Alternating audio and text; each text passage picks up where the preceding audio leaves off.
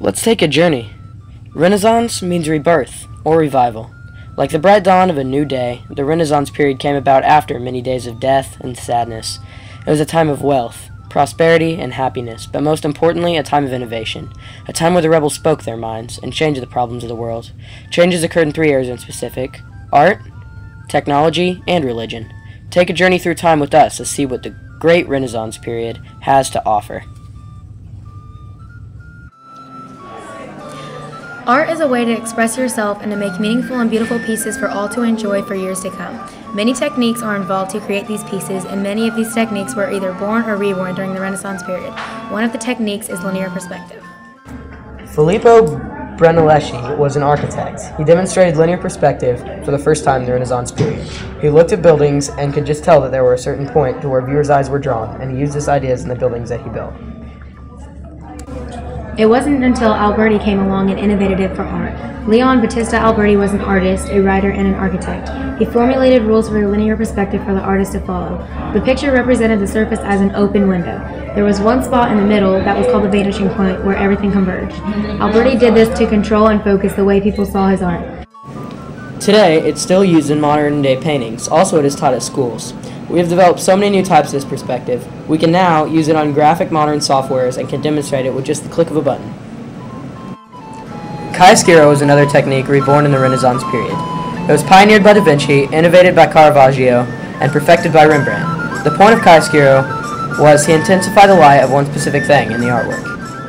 A chiaroscuro painting consists of lights and shadows, and it definitely had a lot of feelings in the artwork. Basically, it makes the spectator focus on the feeling the painter wanted them to feel by making certain things dark and lightening other things. Face position and portraits were an important aspect of a chiaroscuro painting. The Mona Lisa was definitely the best example for this. Da Vinci wanted people to think the Mona Lisa was hiding something, and that's the reason for her smile. He made the point across that just looking at a chiaroscuro painting really defines the feelings of the character painted. People now still do chiaroscuro paintings and use that technique of defining one part of the art piece with lights and shadows to portray their feelings. Many artists were innovators in this period, but one specific was arguably the most famous. It was said that Leonardo da Vinci never finished a single piece of art because he never truly believed that they were perfected. In Da Vinci's beliefs, he wanted to make history with his art. That was his goal. He wanted to make the art actually have a meaning to not only him but to everybody else. One of Leonardo's best pieces of art was the Mona Lisa. To create this, he did oil painting on poplar, which was one of the most popular styles of art back then. He used many techniques such as aerial perspective, sfumato, and chiaroscuro, which were all pioneered in the Renaissance period. Mona Lisa is displayed on the Louvre Museum in Paris. Art from back then and now has changed a lot. We have taken so many ideas from the Renaissance times and formed them into new ideas. Throughout the Renaissance, there were artists who believed that art and science tied together. Nobody really thought to combine the two back then. For example, Leonardo da Vinci started to use realism in his artwork, and because of that, we make our art mean something and we actually see feelings in the old paintings. Technology was another big factor in the Renaissance period. Many things were innovated and invented. Some of these inventions we still utilize today. One of these are the printing press. Years ago, the monks' jobs were to actually handwrite books such as the Bible. They'd use calligraphy, a style of writing, in it, and pretty much put all their love and devotion into the paintings and writings. One day, a man named Johann Gutenberg, a German, decided to invent the printing press, which was a system in which a press was used to make books easier and faster than handwriting all of them. Books made by the printing press would average about 3,600 pages a day versus 40 pages a day. Many people were slow to catch on to this innovation because they were so accustomed to the expensive, beautiful, handcrafted books, but eventually they realized that these new books were cheaper and were not much different at all. Today, we still utilize the printing press, except it's much larger and advanced with the abilities to print colors and illustrations. Gutenberg created an amazing invention that is still utilized and innovated today. More pieces of technology in the Renaissance period would be the microscope and the telescope. They were made by Hans Lippershey and Zacharias Janssen, who were rivals. Both claimed that they invented the two pieces of technology. The microscope was called an optical microscope. Giovanni Faber came up with the term microscope. Galileo Galilei improved the microscope years later and called it the occhiolino. Also, with the telescope, Galileo heard about it and made one within a month. He was a huge innovator of the Renaissance period because he could take an invention that was just made up and turn it into something so different and much more advanced. The uses of the microscope and telescope are to help the user see things a lot better, whether it be microscopic things that we find here, or astronomy, like the planets up in space. Today we use the microscope to see cells for science classes and to further jobs and experiments. The telescope is used to see things in space and further for science reasons, or just for leisure activities, if you prefer looking at planets for fun.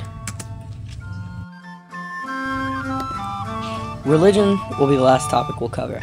The Renaissance period was a time of pretty heavy religious control. The church was a large part of the government, and it started getting so much power that they actually started abusing it. There was something called an indulgence. It was a fee that was paid to the church to forgive your sins to God. They used the money to pay for new buildings and expansions to the church. And many people believe this was wrong, especially one man in particular, and his name was Martin Luther. He would innovate the whole religious world. Luther grew up under strict parents, and after almost being struck by lightning, he vowed to turn himself to religion. He studied to be a monk, and as he delved deeper into the world of religion, he started to realize how corrupt it was. Luther thought of all the problems of the church and wrote them down. He called this the 95 Theses, and he boldly nailed them to the front doors of the church. He believed that forgiveness was God's own to give. After reviewing the Theses, the Pope warned Luther if he were not to take back the writings and destroy them, he would be excommunicated by the church, which means that he would be kicked out and have all of his research and training taken away. Luther, true to his word, did not back down. He did not take back his writing, and he claimed that he was right and the church was wrong. They excommunicated him shortly after. Luther was soon set to trial. He went to trial and held his ground, never wavering from his thoughts, and after much conferencing, he was proclaimed an outlaw. This made all of Luther's literature banned. No one was allowed to care for him, and it was legal to kill him. Luther disappeared and returned months later, and after practicing his religious teachings, he started preaching, and soon people started to realize he was the one that was right. He started a new church, and eventually a whole Reformation. All across the world, people took Luther's lead and started fighting to reform the church or set a new twist on religion. One of these men was Ulrich Zwingli. Zwingli was like the Swiss version of Luther. He was a theologist who wrote 65 Theses and started the Swiss Protestant movement. He became better known as the People's Priest, started a religious civil war across Switzerland. He was slain at the Battle of Kappel in the Civil War because of his beliefs, and his body was quartered and burned in a pile of manure. Although he actually didn't reform the church, he did lead way for another religious reformer named John Calvin, who finished his Reformation up.